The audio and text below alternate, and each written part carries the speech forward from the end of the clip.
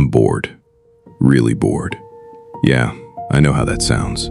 There are thousands of movies I could watch, millions of videos waiting on YouTube, friends I could call, places I could visit, food I could order, and yet, I don't want to do any of it. Even the things I used to love feel strangely empty. Traveling used to excite me. Movies used to pull me into another world. Parties, restaurants, games, music. Even mindlessly scrolling through YouTube, Instagram, or Facebook somehow feels like too much effort. I'm not exactly sad. I'm just uninterested, unmotivated, drained. Almost as if someone quietly turned down the brightness on everything. And now, for some reason, you're spending the next few minutes watching a complete stranger talk about being bored, which probably means one of two things. Either you are extremely bored, or some part of you recognizes this feeling. So what is happening? Why can life be filled with endless entertainment, endless choices, and endless stimulation, yet somehow nothing feels exciting anymore? First, let's clear something up. This may not be ordinary boredom. Ordinary boredom says, I want to do something, but I can't find anything interesting. This feeling is different. This feeling says, I know there are interesting things available, but I don't want any of them. Psychologists sometimes use the word anhedonia to describe a reduced ability to feel interest or pleasure.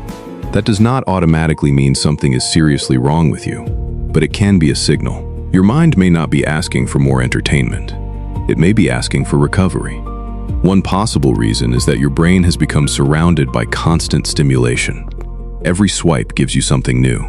A new face, a new joke, a new argument, a new notification. Your attention rarely has to wait, but real satisfaction usually does require waiting. Learning something takes time. Building a relationship takes time. Getting stronger takes time. Creating meaningful work takes time. When your day is filled with rapid novelty, slower experiences can begin to feel strangely quiet.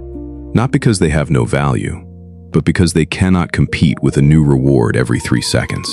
So you scroll because you feel bored. The scrolling makes ordinary life feel even slower. Then ordinary life feels less rewarding. So you scroll again, and the loop continues. But overstimulation is not the only possibility. Sometimes, losing interest is what exhaustion looks like. Burnout does not always look like collapsing at your desk. Sometimes it looks like lying on the couch, opening 5 different apps, enjoying none of them, and wondering why you have become so lazy. But perhaps you are not lazy. Perhaps your system has been operating under pressure for too long. Deadlines, financial stress, school or work, family responsibilities, uncertainty about the future. Even when you are physically resting, your mind may still be running quietly in the background. Eventually, it begins conserving energy. Excitement becomes optional. Curiosity becomes expensive. And your brain starts saying, let's not do anything unless we absolutely have to. There is also another loop that makes this feeling stronger. When we lose motivation, we stop doing things. When we stop doing things, we receive fewer moments of accomplishment, connection, and pleasure. And because life now contains fewer rewarding experiences, our motivation falls even lower. We usually assume motivation comes first. We believe we must feel inspired before we can take action. But very often, the opposite is true. Action comes first. Motivation follows. So how do you begin feeling interested in life again? Not by forcing yourself to become a completely new person tomorrow, and probably not by watching another 50 motivational videos. You begin with something much smaller. For the next 24 hours, stop asking yourself, what do I feel like doing? Instead, ask, what is the smallest useful action I can complete? Not enjoy, not master, just complete. Take a 10-minute walk without your phone. Take a shower and put on clean clothes. Wash 1 plate. Clean 1 corner of your room. Reply to 1 message you have been avoiding. Stand outside and feel the temperature of the air. These actions may sound almost insultingly simple. That is the point. When your energy is low, the goal is not intensity. The goal is movement. You are giving your mind evidence that you are still capable of interacting with the world. Next, create what I call a low-pressure hour. For 1 hour, remove the demand to be entertained. Place your phone in another room. Do not search for the perfect movie. Do not open 6 apps hoping one of them will make you feel something. Let the silence feel uncomfortable. Boredom is not always an enemy. Sometimes it is the empty space your attention needs before genuine curiosity can return. Then choose one activity from each of these 3 categories. Something for your body, something for your environment, and something for connection. For your body, you could walk, stretch, eat a proper meal, or go to bed at a consistent time. For your environment, clean one surface, open a window, or organize one small area. For connection, call someone, eat with another person, or have a real conversation without checking your phone. Do not create a massive self-improvement plan. Choose one small action from each category and repeat the process for 7 days. You are not trying to manufacture happiness. You are rebuilding the conditions in which interest can grow. And pay attention to your sleep.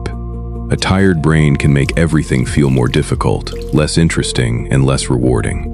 You cannot always solve emotional exhaustion with one good night of sleep, but it is much harder to recover while constantly underslept. Finally, give yourself something small to anticipate. Not a life-changing vacation 6 months from now. Something close. Coffee at a new place tomorrow. A walk at sunset. Cooking a meal on Saturday. Watching one movie with your phone turned off. Anticipation is part of enjoyment. Sometimes the first spark does not come from the activity itself. It comes from knowing that something different is waiting for you. And there is one important thing I need to say. If this loss of interest continues most days, lasts for weeks, interferes with your daily life, or comes with major changes in sleep, appetite, concentration, or energy, consider talking with a qualified mental health professional or doctor. You do not need to diagnose yourself, and you do not need to wait until everything becomes unbearable before asking for support. Sometimes this feeling is a temporary response to stress. Sometimes it is burnout. Sometimes it may be connected to depression or another health condition. Getting support is not an admission that you have failed. It is simply another useful action. Maybe you will finish this video and still feel bored. That is okay. You do not need to suddenly feel passionate about your entire life. You do not need to discover your purpose tonight. You only need to interrupt the loop. Put your phone down. Stand up. Choose one small action. Complete it before your mind has time to negotiate. You may not feel motivated before you begin, but you might feel slightly different after you finish. And sometimes, slightly different is where everything begins. You do not need to fall in love with life again today. You just need to make one small appointment with it and show up.